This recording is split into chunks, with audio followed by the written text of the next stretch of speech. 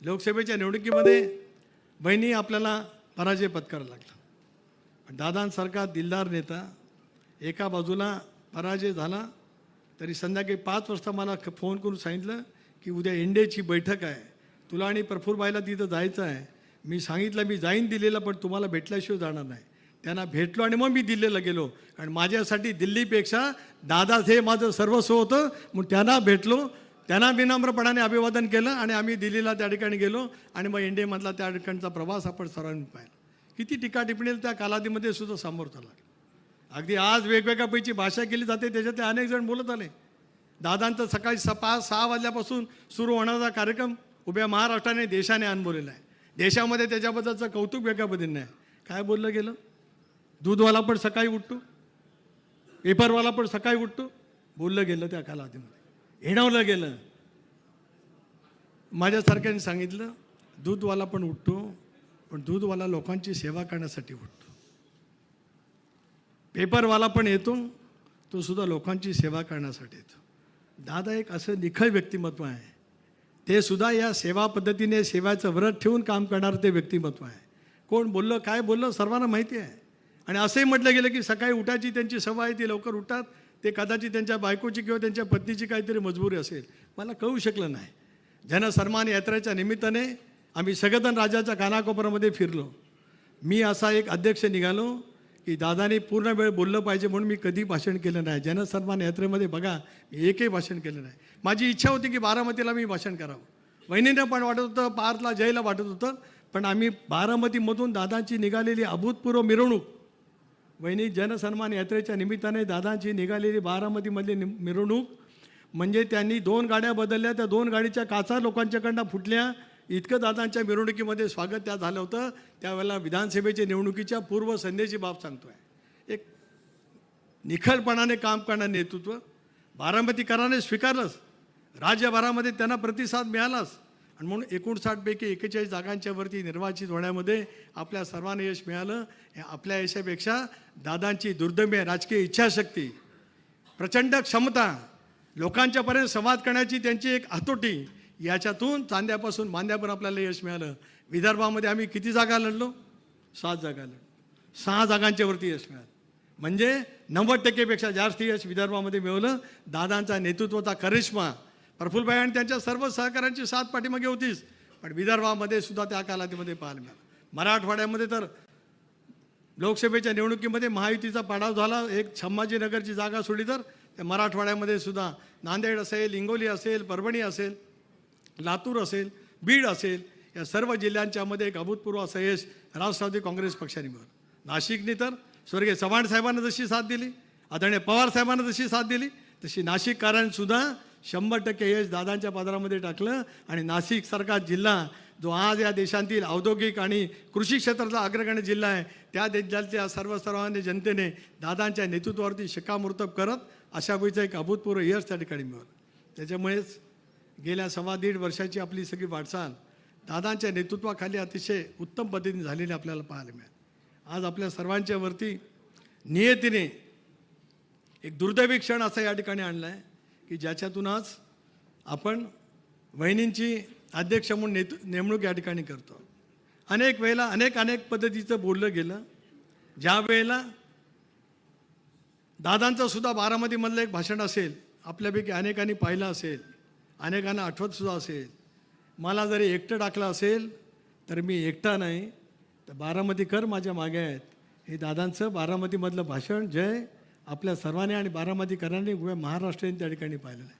अशा त्या कठीण कालावधीमध्ये दादांना स्वतःला एकाकी असं वाटण्यासारखं परिस्थिती निर्माण केली गेली, त्याला आम्ही सगळेजण जे दादांच्या पाठीमागे उभं राहत एनडीएमध्ये निर्णय घेण्याच्या बाबतीमध्ये पुढाकार घेतला होता, ते त्यांच्या पाठीमागे उभं राहणं आमचं कर्तव्य होतं।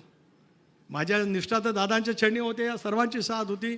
म्हणून मला विचाराल तर राजधर्म आणि धर्मशास्त्र याचं पालन करण्याचं काम आम्ही प्रामाणिकपणाने केलं। आणि धर्मशास्त्र आणि राजधर्म काय सांगतोय की एखादी व्यक्ती गेल्याच्या नंतर 40 वर्षाची सावलीसारखी साथ देणाऱ्या वहिनींच्या पाठीमागे उभं राहणं हा आम्हाला राजधर्म आणि धर्मशास्त्र समजत होतं।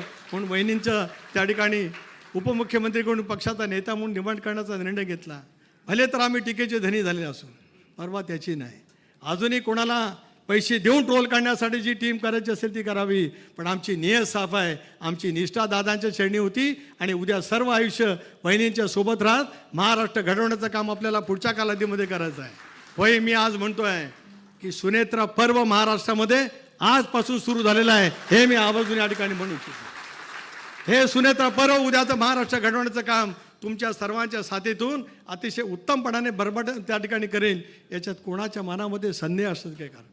म्हणून आम्ही सर्वांनी मागणी केली, या सभागृहातल्या प्रत्येकाने ऐकावं, कोणी मोबाईलमध्ये बघू नये, हे मी काय बोलतो ते ऐकावं. वहिनींच्या नेतृत्वाखाली भुजबळ साहेब, सुनील तटकरे, मुशीफ आणि प्रफुल्लभाई आम्ही मुख्यमंत्र्यांना भेटलो आणि आम्ही CBIच्या चौकशीची मागणी केली. पहिल्या दिवसापासून आम्ही सतत म्हणत आलो. मुख्यमंत्र्यांनी घोषित केलं, केंद्रीय मंत्र्यांनी घोषित केलं की याची चौकशी सर्वदूर पद्धतीचं होईल.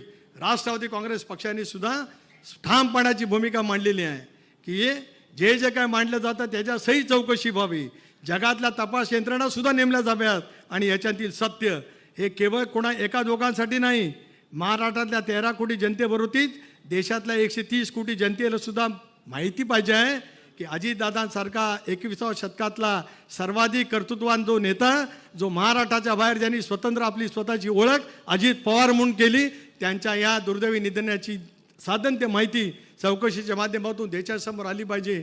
स्वच्छपणाची भूमिका पहिल्या दिवसापासून घेतली गेली. मधल्या कालावधीमध्ये वेगवेगळ्या चर्चा झाल्या. आज त्या चर्चेला पूर्ण विराम त्या ठिकाणी मिळाला. मला एका गोष्टीचं शैल्य आणि दुःख वाटतं.